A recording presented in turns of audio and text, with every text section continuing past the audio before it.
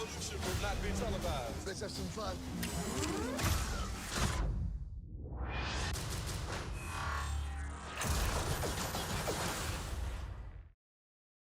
Welcome to Kermode Uncut. Last week I did a blog about Black Panther and Rotten Tomatoes. There was a story in the Hollywood Reporter that said that a Facebook group had been set up with the aim of disrupting the audience aggregator score on Rotten Tomatoes for Black Panther. People were encouraged to go on the website and give the movie a bad negative rating, which would therefore take down its aggregate audience score. By the time the Hollywood Reporter story appeared, the Facebook site had been taken down and Rotten Tomatoes had already responded. But I was talking generally about the whole thing, about aggregator scores and aggregator sites and anonymous content and this kind of campaigning stuff which has been going on, which has caused such a lot of disruption. There have been a lot of responses from you. Here are just some of them. This from Simon Dillon. Aggregators are the work of Lucifer.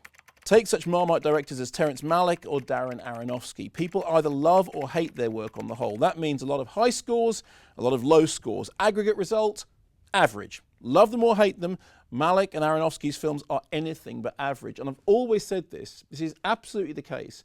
If you get an aggregate of someone who loves a movie and someone who hates a movie, the answer is, it's all right. Nobody thinks that about movies that are properly divisive, and that's why aggregators themselves are ultimately pointless. This from Daft Punk, and a number of you posted similar comments. Every time this nonsense comes up, I feel obliged to point out that Warner Brothers actually partially owns Rotten Tomatoes. So if these morons are to be believed, the company is actually conspiring against itself. Like I said, a number of you pointed that out. This from Stephen T92.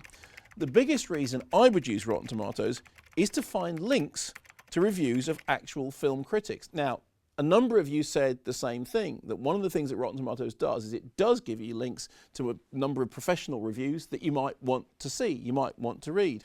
There are a load of comments also posted under Kermode Uncut on YouTube. Here's just some of them. This from LKH Ham. I use Rotten Tomatoes as a way to get links to the critics' written reviews. It serves that purpose quite well, and that is something which many of you have picked up on. This from Kinnan P. People still care about Rotten Tomatoes audience score? I thought The Last Jedi thing had finally put that to bed.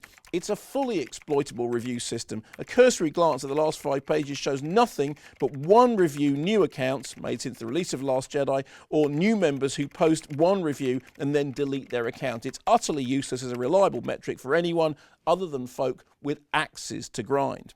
This also from YouTube, from LegoTube. Can't trust Kermode. He liked The Last Jedi. Now, actually, I think this is a valid point. If you think that anyone who liked The Last Jedi is unreliable, that's me, and I will stand by that opinion, and you are perfectly entitled to never, ever pay any attention to anything I say ever again. So, well-made point, LegoTube. This was interesting from Paul Chalozzi. This is just Mark making a case for his job again. Absolutely right. That is specifically why I used the phrase self-serving. I was entirely making a case for my own job as a professional critic.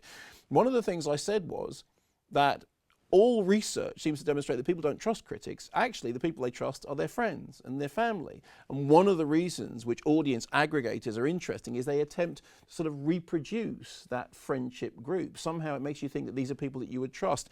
However, this is lovely from Yasso I wouldn't trust my friends on movies. Their taste is bad. Back to comments posted underneath Kermode Uncut on the BBC site. Couple of last comments. This from Professor Bergman.